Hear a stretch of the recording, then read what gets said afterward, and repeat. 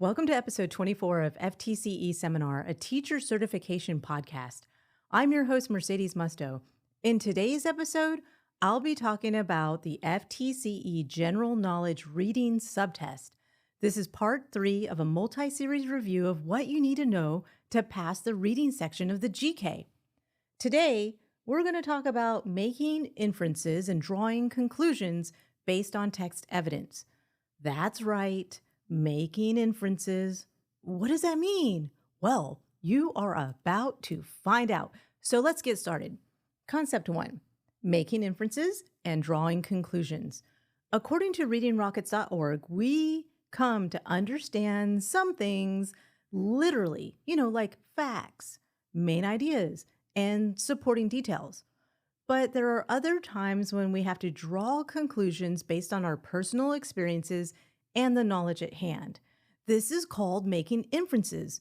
We reach conclusions based on evidence and reasoning. Today, we're going to learn how to make inferences and draw conclusions when information is implied and not directly stated. I call this, reading in between the lines.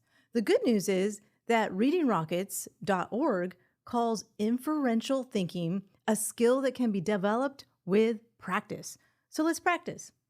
Let's take this next example, for instance. Be thinking to yourself, what conclusions can I draw from the following statement? A lifeguard scanned the coastline while 2 children laughed and splashed each other with salty waters. So, where is this? Listen again. A lifeguard scanned the coastline while 2 children laughed and splashed each other in the salty waters. Is it A, pool, B, the beach, or C, a park? Okay, I know it's not a park, and you know that too. But if you said beach, you're so correct, because ask yourself, how did you come to that conclusion? Because the word beach was never mentioned, not even once. Here's a good time for you to learn about clues. Listen to the clue words in this sentence. A lifeguard, clue, scanned the coastline, another clue, while 2 children laughed and splashed each other in the salty waters. Last clue, salty waters. Okay, let's try another one. What conclusions can I draw? Listen carefully. On Earth, the bulky suit was heavy and unmanageable, but up here it was weightless. Stories of the planet resembling a blue and green marble were true. So where is this person? All right, listen for those clue words. On Earth, the bulky suit was heavy and unmanageable, but up here it was weightless. Stories of the planet resembling a blue and green marble were true. Is this person A, deep beneath the ocean, B, way up in space, or C, hanging out at NASA?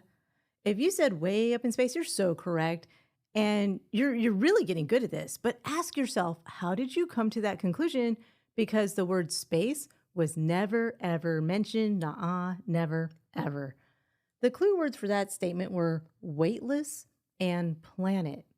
So now that you're all warmed up and really understand what it means to make inferences and draw conclusions from the text, let's try a more difficult example.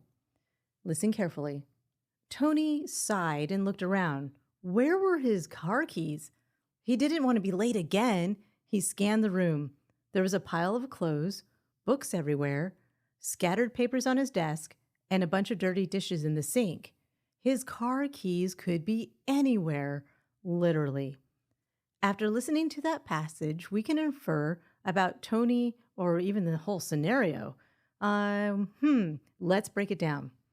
Tony sighed and looked around. Where were his car keys?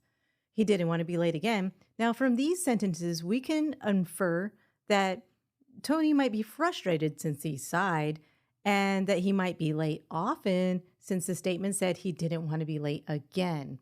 Next, he scanned the room. There was a pile of clothes, books everywhere, scattered papers on his desk, and a bunch of dirty dishes in the sink. His car keys could be anywhere, literally. The description of Tony's room tells us that it's messy and disorganized. We can infer from phrases like pile of clothes, scattered papers, and dirty dishes. So let's review. We know that the key to making inferences or drawing conclusions is to use our experience along with text evidence to read in between the lines for possible implied meaning. Let's do a pop quiz called What Sport Is That? Okay, ready? Number 1, the crowd roared as 3 players ran home. What sport is that? Number 2, the goalie dove on the green grass and blocked the ball. What sport is that?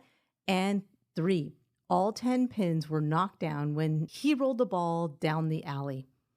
Sport? Okay, if you answered baseball, soccer, and bowling, then you drew the right conclusions and made the correct inferences. I told you, you got this. You got this. For more practice with reading strategies, visit ftceseminar.com to study for the test. The important thing is to start studying and start studying today so you can pass the teacher certification exam. Well, what are you waiting for? Check us out on YouTube at FTCE Seminar and start studying today. This podcast was recorded at the Pickens Multimedia Studio at the University of West Florida. This is your host, Mercedes Musto. Join me again on FTCE Seminar, a teacher certification podcast, so you can pass the FTCE.